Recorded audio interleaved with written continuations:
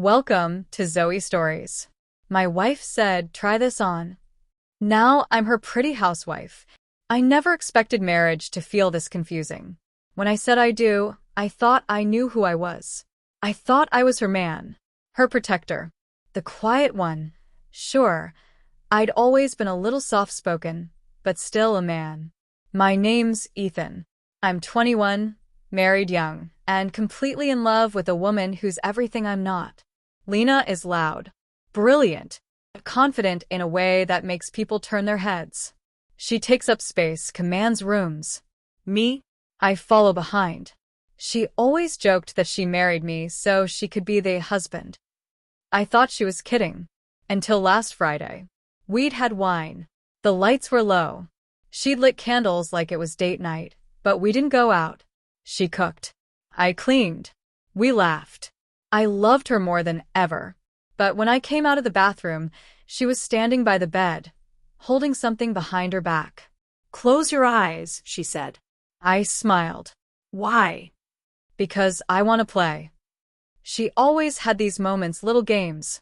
Playful, strange things that always made me nervous in that exciting way. So I closed my eyes. I heard the rustle of fabric. A pause. Then her voice, honey sweet. Try this on, baby.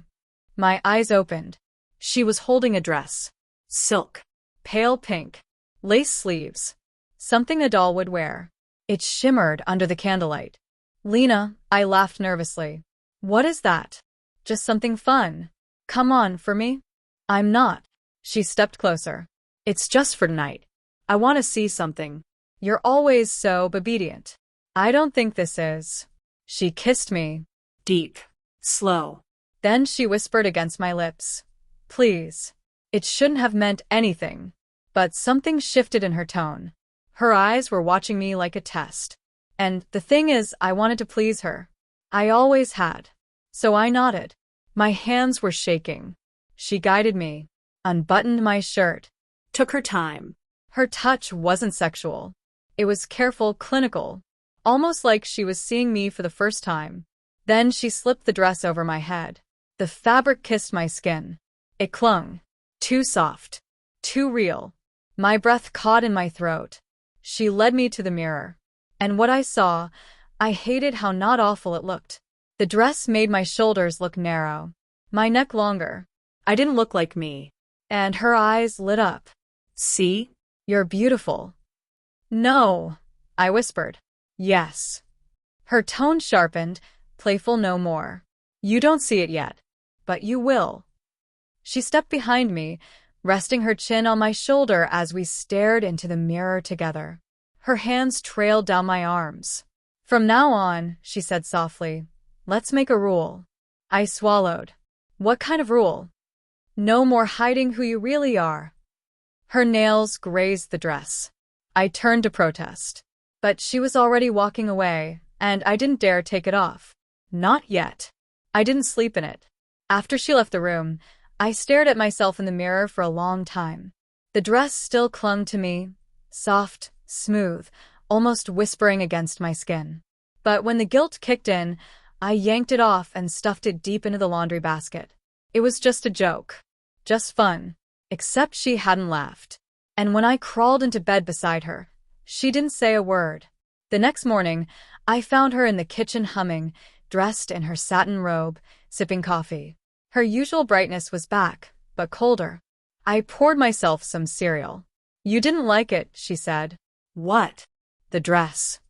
I paused, spoon halfway to my mouth. It was just weird. I didn't know what to say.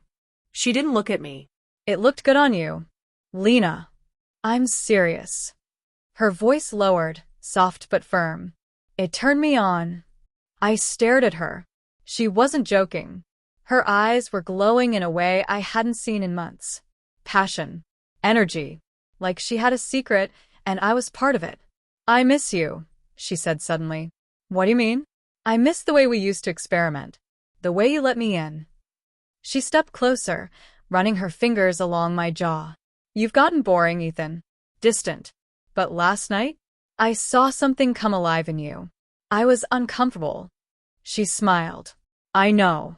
That's the point. She pulled something from behind her back. A silky top, lavender, lacy. Even more feminine than the dress.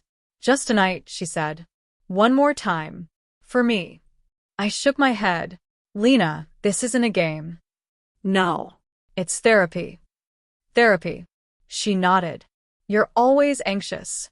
Always doubting yourself. But when I dress you up, you let go. That's not true. She leaned in, lips brushing my ear. Only for tonight, please? I wanted to say no. God, I should have said no. But something in me, that same part that always made me nod along, always made me obey, that part whispered, what's the harm? Just one more night. And the way she was looking at me, desire and dominance, sweet and wicked, it made me ache. So I took the top from her hands. She guided me again. But this time, she made me sit. She brushed my hair, spritzed perfume on my neck, slid a padded bra over my chest, adjusted it like she'd done it 1,000 times. Every detail felt humiliating and intimate. I want you to look at yourself, she whispered. She spun the mirror toward me. I didn't see Ethan. I saw someone softer. Confused. Beautiful? No. I wasn't beautiful. That wasn't me. Except, her fingers curled under my chin, tilted my head up. Smile, she said. And I did. That night, she didn't call me Ethan. She called me Emily. And for the first time, I didn't correct her. The third night came faster than I expected. Maybe because I didn't fight it. Maybe because a part of me was curious. Lena had laid the outfit out hours before I came home. On our shared bed, a short pale blue dress with puff sleeves, a pair of glossy nude tights, a padded bra already filled out, and matching pink heels that looked way too small. But they weren't. She'd guessed my size perfectly. I should have run. But instead, I stood in the doorway staring. Until her voice cut through the silence behind me. Put it on. She didn't just want me dressed. She wanted me done up. Sit, she said, pulling out a vanity chair I didn't even know we owned. What is all this? I asked, staring at the bottles, brushes, powders. Her smile was casual, just a little polish. Lena. She pressed a finger to my lips. Show, Emily. Let me work. That name again. Emily. And I didn't argue. Because, once she started applying the foundation, I froze. Her touch was gentle, but precise, like an artist with a canvas. She blended, shaped, contoured. Brushed my brows, dabbed a soft rose tint on my cheeks, and finally, the lipstick. Soft pink. Shimmery. Pretty. Too pretty. Look at me, she said softly. And when I did, she slipped a light brown wig over my head, styled with long curtain bangs. The girl in the mirror blinked. And for a terrifying moment, I almost believed it was me. I don't know how I feel about this, I whispered, staring at the reflection. Lena leaned over my shoulder, her voice barely above a breath. I do. What do you mean? You look like you've always been this girl. My breath hitched. That's not funny. Who's laughing? She tilted my chin upward and kissed me, softly, tenderly, with a strange new electricity. I didn't feel like her husband anymore. I felt like a doll in her hands. And it turned her on. She stepped back and pulled out her phone. I flinched. Wait, don't take pictures. She ignored me and began snapping shots from different angles, biting her lip with admiration. Stop, I said louder. Please. No photos. Her expression darkened just a little. You don't trust me? This isn't something I want saved. She paused, then smiled. You'll want them later, when you see how far you've come. She guided me to the full-length mirror in our hallway. My legs looked longer in the heels. The tights shimmered under the soft yellow light. The wig framed my face, feminine, flawless. My hands instinctively smoothed the dress as I walked. I didn't look like a joke anymore. I looked passable, attractive, maybe even beautiful? No. I shook the thought away. That wasn't me. That wasn't Ethan. But Lena's voice cut in low, deliberate. You make a prettier girl than you think. Later that night, as we lay in bed, I faced away from her, confused, anxious, spiraling. But as I drifted off, I heard her whisper behind me, "You're going to make the perfect little housewife." It started as a joke again. Or so I thought. I was halfway through folding laundry, still wearing the soft peach dress she'd picked for me earlier, when Lena walked in, heels clicking on the hardwood floor. "You're ready," she said. "For what?" She smirked. "A quick run to the store." I froze. "Like this?" "Exactly like this." I laughed, thinking she was messing with me. She didn't laugh back. "I'm not ready for that," I whispered. "You look perfect. No one will know." "That's not the point." She stepped closer, lips brushing my ear. "Then what is the point, Emily?" I couldn't answer. Because maybe I didn't know anymore. She added finishing touches. A small crossbody purse. Gold hoop earrings. Lip gloss. I didn't recognize my own reflection anymore, and that was before she handed me a pair of oversized sunglasses and lightly sprayed perfume at my neck. "This is real now," I muttered. She smiled. "It's always been real." I sat in the passenger seat with my legs pressed tightly together, heart hammering. Lena was glowing, like this was the most exciting night of her life. She reached over and took my hand. "You're shaking." "I'm terrified." "You should be." The car stopped. "Where are we?" She handed me a list. "Just some groceries. I'll wait here. You go." I blinked. "You're not coming with me?" Nope. "You're the housewife, remember?" She was serious. I looked down at my legs, smooth under the pale tights. Then up at the giant store. My heels hit the pavement with a quiet click. Every second inside was torture. The lights felt too bright. The heels made me sway. The bra pressed tightly against my chest. I couldn't stop tugging my dress down, even though it wasn't short. I avoided mirrors, avoided people, until I turned a corner and bumped into a man. Tall. Mid-30s. Sharp jawline. Smelled like cologne. "Oh, sorry," I mumbled, eyes cast down. He smiled. "No worries, miss. You all right?" That word hit harder than expected. Miss. He didn't know. He couldn't know. I nodded quickly and rushed past. But part of me, the part one didn't want to exist, felt something bloom. Pride? No. It was just the makeup. Just the voice lessons. Just Lena, right? I prayed for a self-checkout. No luck. I approached the register and handed over the items, voice trembling as I answered basic questions. Plastic or paper? Any rewards card? Did I find everything I needed? I mumbled responses in my softest voice. The teenage girl ringing me up never looked suspicious. But when she handed me the bag, she said, "Love your earrings." I couldn't even speak. Just smiled and fled. The moment I got in, I exhaled like I'd been holding my breath for hours. Lena clapped her hands together. "You did it." "I can't believe I just did that," I whispered. She leaned over and kissed my cheek. "You were perfect, Emily."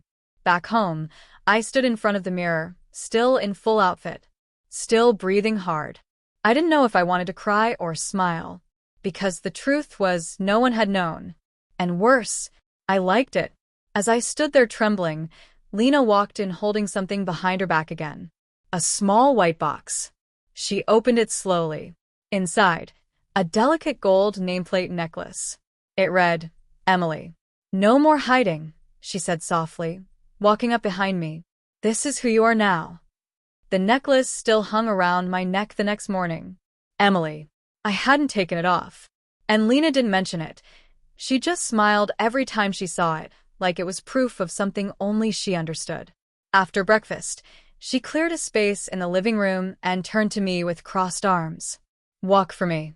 I blinked. "What?" "You heard me. Walk across the room." I hesitated. Emily. That name again. So I did. In flats, not heels, but still awkward and stiff. She winced. "You walk like you're trying not to be seen." "I am trying not to be seen." She stepped behind me, placed her hands on my shoulders, and adjusted my posture. Chin up, shoulders back. Lead with your hips, not your feet.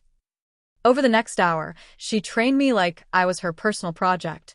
Walking drills, posture corrections, turning with grace, crossing legs properly, sitting like a lady, picking things up without bending over like a man.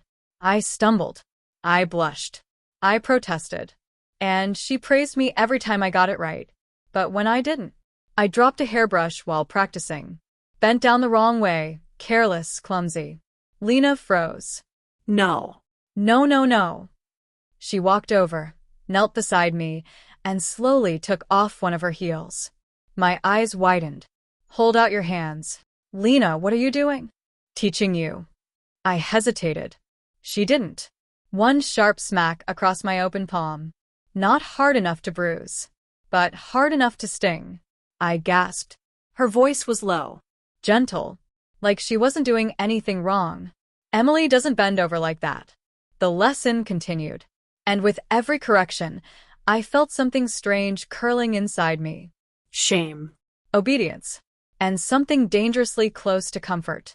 Because as humiliating as it was to be taught like a child, it was also simpler than thinking for myself. She was taking the lead, and I just had to follow. That night, she handed me a small pink notebook. What's this? Your training log, she said.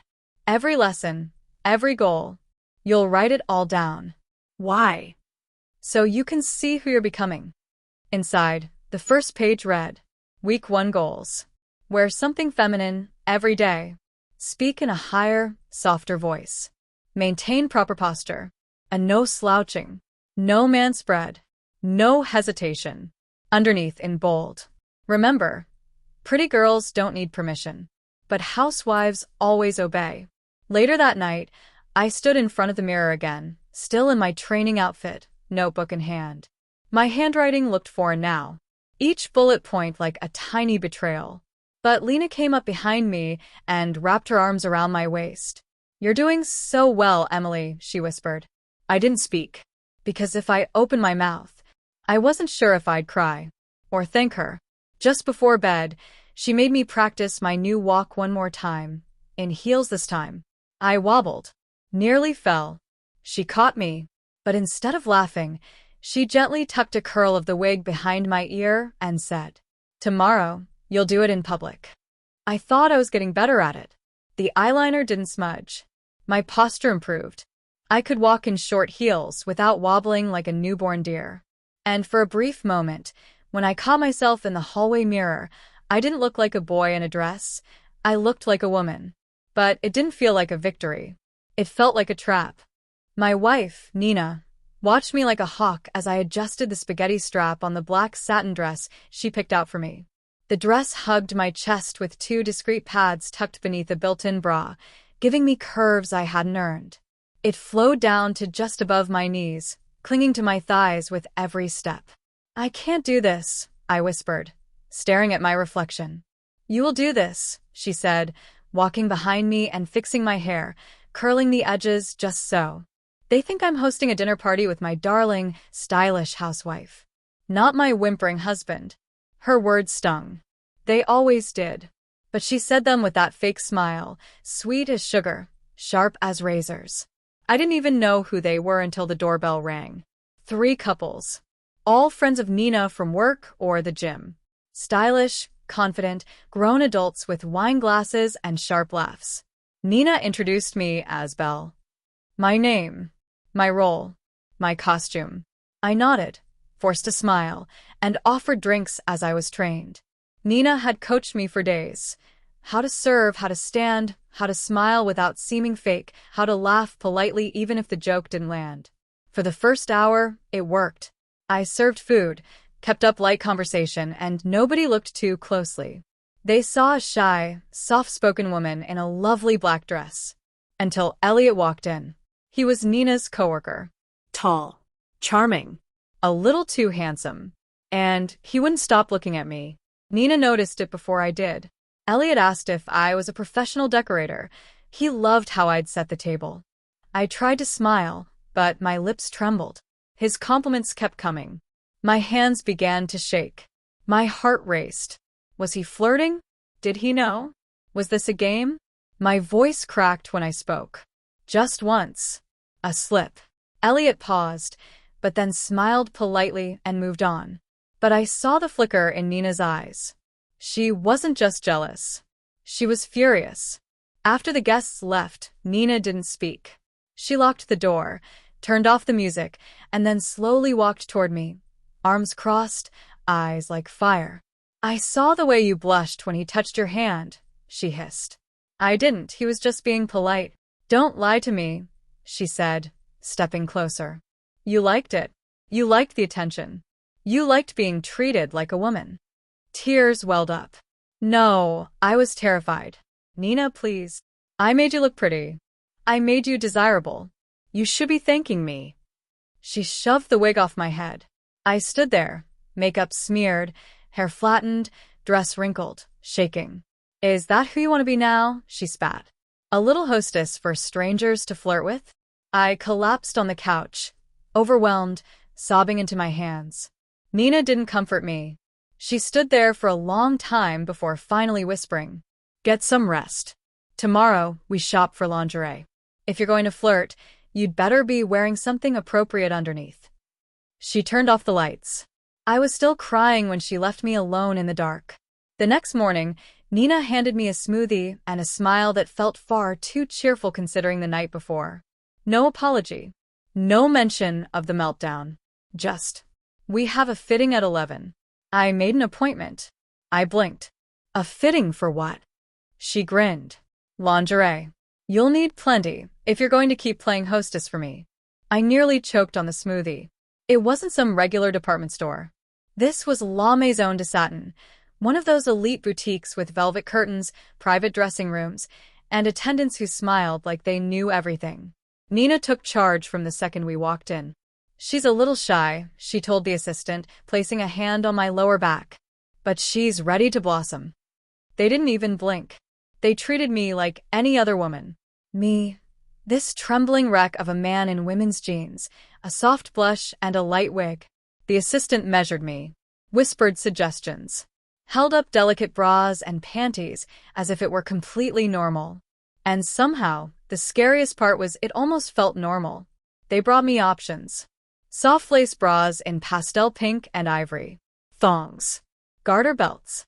Stockings that shimmered in the light. "Try this one," Nina said, holding up a pale lavender set with embroidered flowers and a tiny satin bow. "It's delicate. Feminine. You'll look beautiful." I took it, hands shaking. When I stepped into the changing room and slid the panties up my legs, something broke inside me. Or clicked. Or twisted. I didn't even know anymore. The bra clasped in the front, the soft pads pushing up what little curve I had. When I looked in the mirror, I didn't recognize myself, but I also didn't recoil. I looked like a girl. A shy, uncertain girl in soft lavender lingerie. Nina peeked in. Her eyes gleamed. "Oh, sweetheart," she whispered. "You look stunning. I think you're finally understanding what I want." I swallowed hard. "I don't want to be seen like this." "But you're seen," she replied. "You don't get it, do you? You're no longer hiding. Not from me. Not from them. You're becoming exactly who you were meant to be."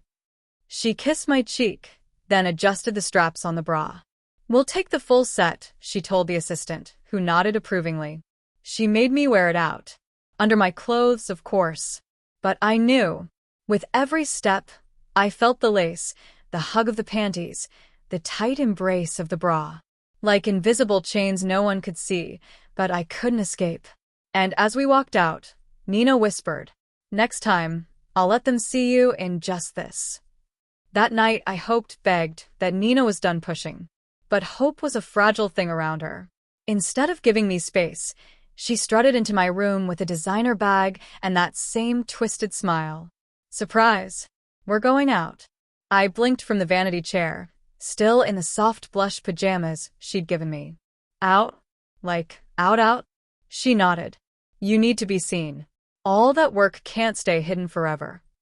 From the bag, she pulled out a delicate floral sundress, soft pink with spaghetti straps and a swishing hemline, and a pair of white strappy heels that looked terrifyingly tall.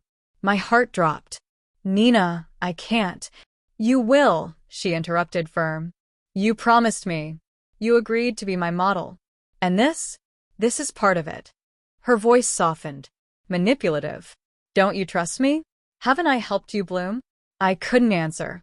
I didn't want to fight. And maybe, deep down, I didn't want to disappoint her. Nina took her time with my look. A soft, glowy foundation. Peach blush on the cheeks. Glossy lips that sparkled when I smiled. A long, wavy wig that framed my face like I'd always worn it. Then came the jewelry. Thin gold hoops. A dainty necklace. And finally, the perfume, sweet vanilla and jasmine. When I stepped in front of the mirror, I nearly fell back. I didn't look like a man pretending anymore. I looked like a pretty girl ready for her first summer date. It wasn't a quiet corner cafe. It was a trendy rooftop spot, full of fashionable couples and curious eyes. Nina led me in, hand on the small of my back like a boyfriend escorting his girlfriend. She ordered wine for both of us. Called me sweetheart when the waiter asked for names. Made sure I never slipped up. Every time I glanced around, I expected someone to see through me. But no one did. In fact, I caught a guy smiling at me from across the room.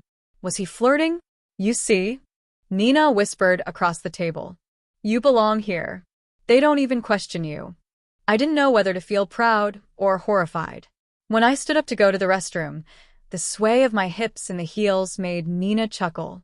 Walk a little slower, doll. Let them enjoy the view. My cheeks flushed, but I obeyed. By the time we left, I wasn't just playing a role, I was performing it. Her little doll.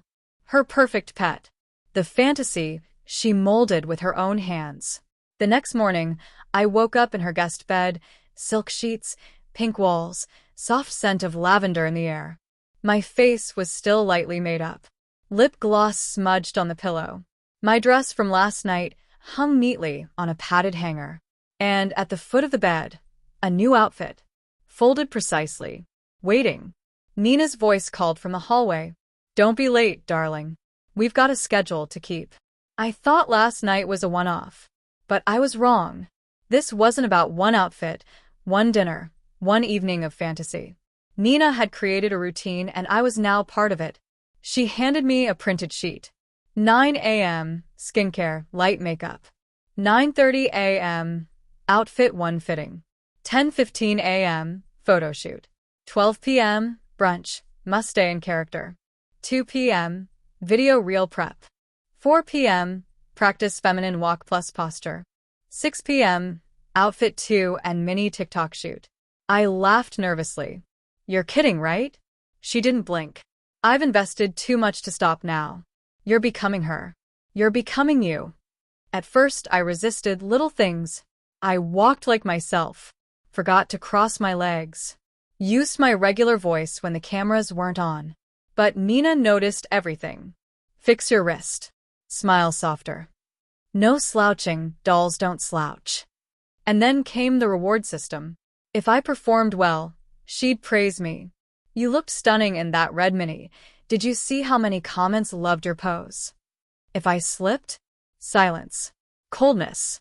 The absence of her approval stung more than I admitted. Somewhere between the fake smiles and real praise, I began forgetting what he sounded like. My voice had softened without me noticing. My movements, once clumsy, now had a delicate grace. I didn't just wear the outfits. I lived in them.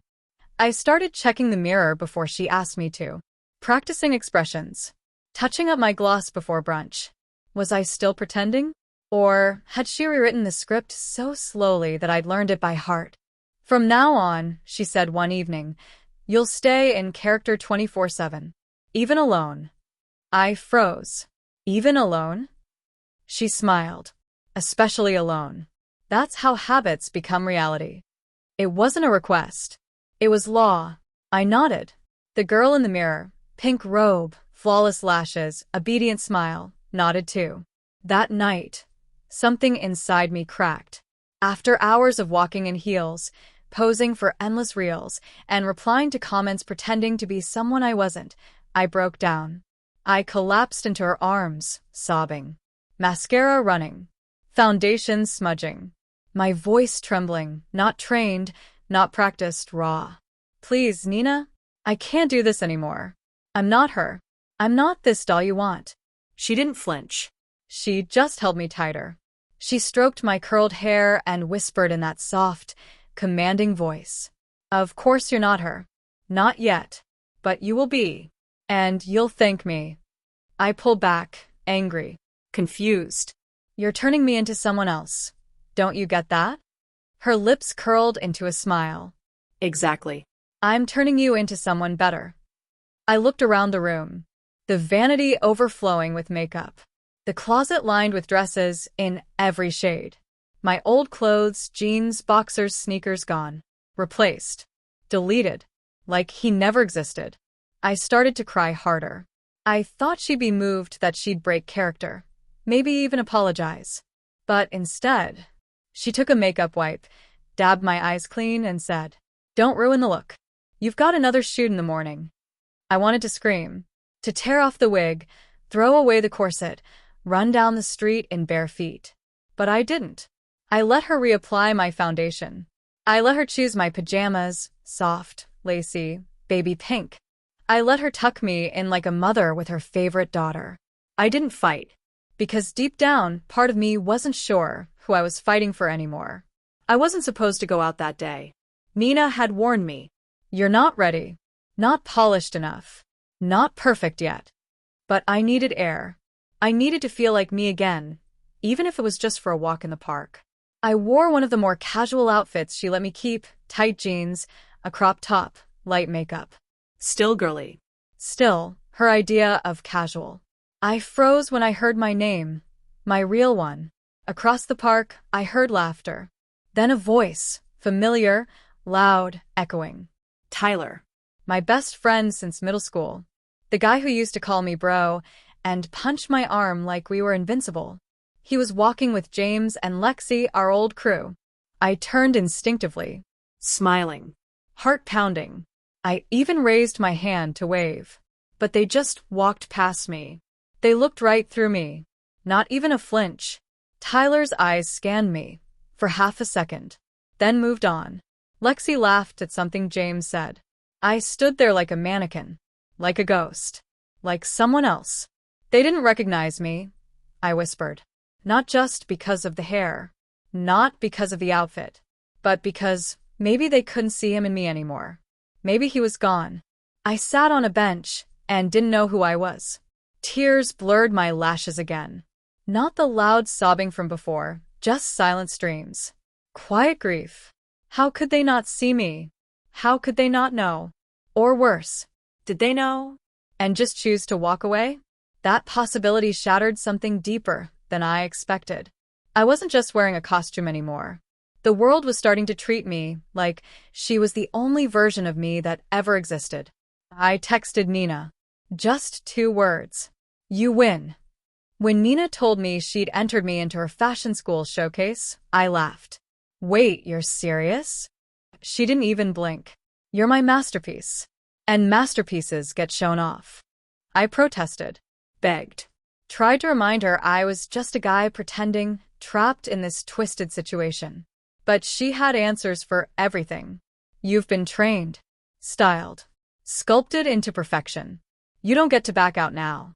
The night of the show came faster than I could prepare for. The backstage chaos was unreal. Girls being touched up, dresses adjusted, nerves buzzing in the air like static. And me, trapped in a silver corset gown with heels so tall I felt like I was walking on glass. The designer loved me, called me her favorite muse. And Nina? She just watched from behind the curtain with this smug little smile. My name was called. Well, not my name. The name she'd given me, Leah. The one I now answered to more than my own. Leah Winters, final walk. The lights blinded me. The crowd roared. Every instinct told me to turn and run. But I stepped forward, 1 foot in front of the other. Hips swaying, just like she taught me. Smile soft. Shoulders back. I walked. And the audience loved me. Cameras flashed. A girl in the front row mouthed, "She's stunning." My heart was racing not from fear, but something else. Adrenaline. Validation. Was I proud of this? I hated that part of me enjoyed the applause. That I liked being admired. Worshipped. Like I belonged on that stage. When I reached the end of the runway, I saw her. Mina. Standing backstage. Hands clapping. Eyes locked on mine. She mouthed one thing. "You're mine now." And in that moment, I knew she was right. After the runway show, I thought the worst was over. Nina was ecstatic, and for a moment, just a moment, I felt safe. Until her older sister, Vanessa, showed up. Vanessa was sharper than Nina. Colder. She watched me in silence for exactly 3 seconds before pulling out her phone and snapping a picture. Click. I was still in the outfit. Makeup perfect. Heels on. Wig tight. My heart sank. She grinned. Well, who's the pretty little liar in my sister's closet? She didn't yell. She didn't tell. She did something worse. She cornered me in the kitchen the next day while Nina was out. "Here's the deal, sweetheart. You keep playing Barbie for my sister, and now for me too. Or I show that photo to your school. Your job. Your family." I tried to reason with her. "You can't be serious. This is already ruining my life." She just laughed. No. "This is me making your life fun. Now go put on the pink maid dress hanging in my room. We're cleaning the house together. Heels mandatory." From that day on, I had 2 owners. Nina still dressed me, styled me, posed me. But now Vanessa started adding her own twisted rules. One day, Nina taught me how to pose for beauty photos. The next, Vanessa made me serve dinner in a French-maid outfit for her friends. They were playing tug-of-war with my identity, each pulling me further from who I used to be and deeper into their fantasy. And I couldn't escape either of them. Vanessa had the evidence. Nina had the obsession. And me? I had nothing. No freedom. No control. Just a growing fear that I was starting to forget who I'd been before all of this began. It started with a message on Vanessa's phone. "Girls' night. My place. Bring wine. And wait till you meet our new fashion project." I didn't think she was serious until the doorbell rang. And one by one, 4 stylish, smirking girls walked in. Eyes locked on me. The trembling boy in a pink silk robe and glossy lips. "This is him? You weren't kidding." One girl giggled, circling me like a lion around prey. Another touched my hair extensions. "You're kind of cute like this, but messy. You need a full glam makeover." I looked at Vanessa, pleading. She crossed her arms and smirked. "Be a good doll, babe. Show the girls what you've learned." I stood there frozen, until Nina whispered in my ear, "If you don't obey, they'll all see the video I recorded last night." And just like that, I was their toy for the night. They sat me down. One did my makeup, heavy, dramatic glam. Another girl glued on longer lashes. A third waxed my arms while laughing. "You're going to thank us later. Trust me, boys never do their brows right." Then came the outfit change. They brought out 3 options. 1, a latex bodycon dress. 2, a sequined miniskirt with a lace-up corset. 3, a cheerleader uniform. They let me pick. And somehow, picking felt worse. "You're not just dressing like a girl," Vanessa said. "You're learning to enjoy being looked at like one." When they were done, I didn't recognize myself. One girl gasped, "OMG, he's actually hot now. Can we take pictures?" And they did. Dozens. Some cute. Some not so innocent. They dressed me. Styled me.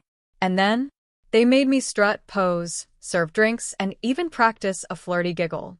The room went dead silent. I was in the middle of serving drinks to Vanessa and her friends, dressed in a tiny sequined miniskirt, hair in perfect curls, my lips glossed and parted in nervous shock. And there, holding her weekend bag, was Ella, my girlfriend. "What the hell is going on?" She blinked. Once. Twice. I froze. Vanessa stood up calmly, wine glass in hand. Her smirk was poisonous. "Oh, sis. You're back early. We were just helping your boyfriend explore his feminine side." Ella looked at me. Her voice cracked. "Is this some joke?" I couldn't speak. I just stood there in heels, shaking. I tried to explain. But what could I say? That her sister blackmailed me? That I never meant for this to go so far? That deep down part of me didn't want it to stop? Ella looked me up and down. At the way my chest rose under the corset, at the pink nails, the glitter on my cheekbones. Is that lip gloss mine? I nodded slowly. Tears welled in her eyes, not from anger, but betrayal. You lied to me. All this time. And you let her do this to you. But then something shifted. She turned to Vanessa. Voice cold. Deadly. And you thought this was funny? Using my boyfriend as your personal Barbie? Vanessa didn't flinch. Please. He loved it. You should have seen him twirling. Ella's face twisted with emotion. She looked back at me one last time. You're not who I thought you were. And just like that, she walked out. I tried to run after her, but my heels caught me. I stumbled. The girls just laughed. And Vanessa? She leaned down, lifted my chin with one manicured finger, and whispered, You're mine now.